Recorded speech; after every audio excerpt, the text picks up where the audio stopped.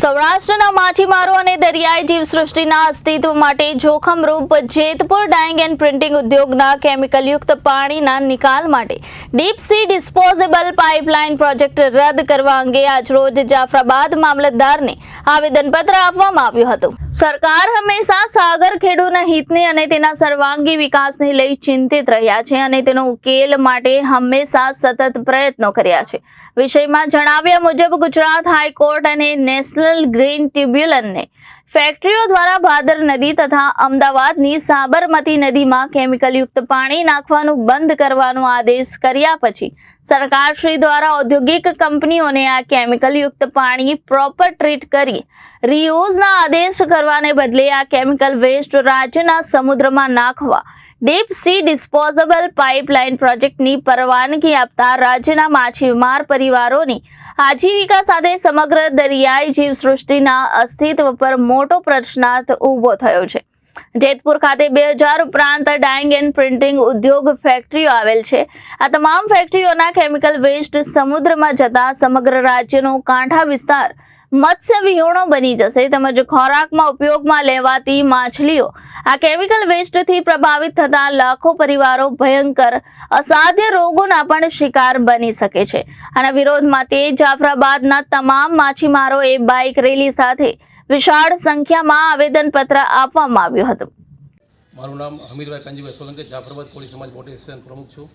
આ જેતપુરનું જે પાણી પોરબંદર સાઈડ કાઢવામાં આવે છે એના હિસાબે આખા ગુજરાતને નુકસાન છે અને આ સૌરાષ્ટ્રની અંદર પણ ગુજરાતની અંદર ખેતી પછીનો મોટો ઉદ્યોગ હોય તો આ આપણો મચ્છીનો ઉદ્યોગ છે, કારણ કે ગવર્મેન્ટ આના માટે લાખો માણસો બેરોજગાર બનશે। એના માટે અમારી સરકારશ્રીને વિનંતી છે અને મોદી સાહેબને પણ અમે પ્રાર્થના કરીએ છીએ કે અમારા ફિશરમેન અત્યારે 5 વર્ષથી તો સાવ ખલાસ થઈ રહ્યા છીએ, તો આના બચવા માટે આ પાણી ન કાઢે એવી મારી નમ્ર અરજ છે મોદી સાહેબને।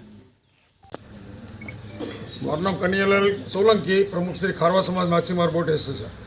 હાલના સમયમાં આપને ખ્યાલ હશે આખા ગુજરાતની અંદરથી જે જેતપુરનું કેમિકલયુક્ત પાણી પોરબંદરની દરિયાની અંદર ઠાલવવાના છે, આના વિરોધ માટે પોરબંદરથી લઈને આખું ગુજરાત અત્યારે માછીમારો વિરોધ કરી રહ્યા છે।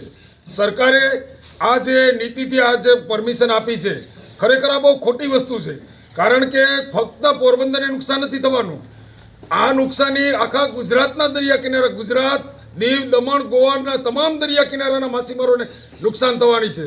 આવતા દિવસોની અંદર ફક્ત જેતપુરનું પાણી નહીં પણ આવતા દિવસોની અંદર અમદાવાદનું પાણી ખંભાતના દરિયામાં છોડવાના છે, જેને કારણે આ ભાવનગર જિલ્લાનો તમામ પટ્ટો માછીમારો માટે ખલાસ થઈ જશે। સરીગામ, ઉમરગામ, વાપી આ કેમિકલ પણ દરિયામાં ઠાલવાના છે। એટલે ટૂંકમાં ગુજરાતના માછીમાર માટે હવે દરિયાની અંદર મચ્છીનું પ્રમાણ કે મચ્છી રહેશે જ નહીં, કારણ કે આપણે જોઈએ છે કે એક સામાન્ય કેમિકલ દરિયાની અંદર આવે છે તો કરોડોની સંખ્યા મચ્છી મરી જાય છે।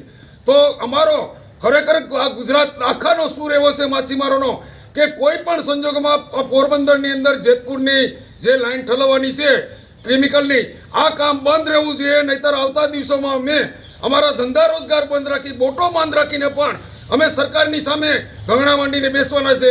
આ અમારો એક નિશ્ચય નિર્ણય છે અને અમે જાફરાબાદના તમામ હિન્દુ, મુસ્લિમ, કોળી, ખારવા સમાજ આ તમામ આ ગુજરાતનો જે વિરોધ છે એની સાથે અમે સામેલ છે અને સહમત છે। Reporter Babubhai Vader, Janadesh news, Jafrabad.